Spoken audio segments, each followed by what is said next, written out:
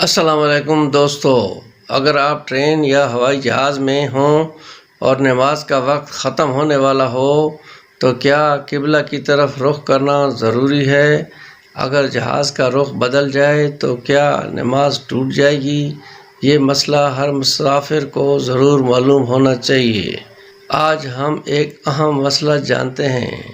Train یا ہوائی جہاز میں قبلہ کی طرف رخ کرنے کا حکم کیا ہے؟ حنفی فقہ کے مطابق فرض نماز میں قبلہ رخ ہونا شرط ہے۔ اس لیے اگر ٹرین کسی اسٹیشن پر رکنے والی ہو یا ایسی جگہ ہو جہاں اتر کر وقت کے اندر نماز ادا کی جا سکتی ہو تو فرض نماز وہیں ادا کرنا بہتر اور اصل حکم ہے۔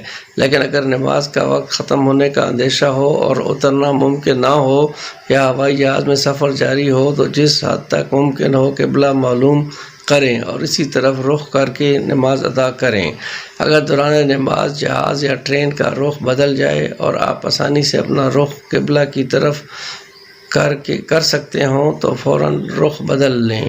اگر ایسا ممکن نہ ہو تو اپنی استطاعت کے مطابق نماز مکمل کریں، کیونکہ اللہ تعالیٰ کسی شخص کو اس کی طاقت سے زیادہ مکلف نہیں بناتا ہے۔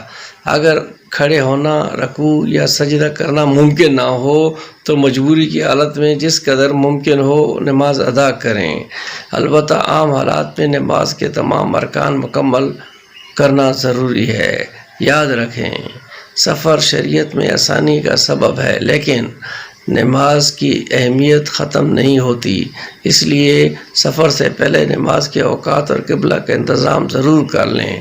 اگر یہ معلومات مفید لگیں تو ویڈیو کو لائک کریں، شیئر کریں اور مزید مستند اسلامی معلومات کے لیے جاویدان اسلامی کو سبسکرائب کرنا بھی نہ بھولیں۔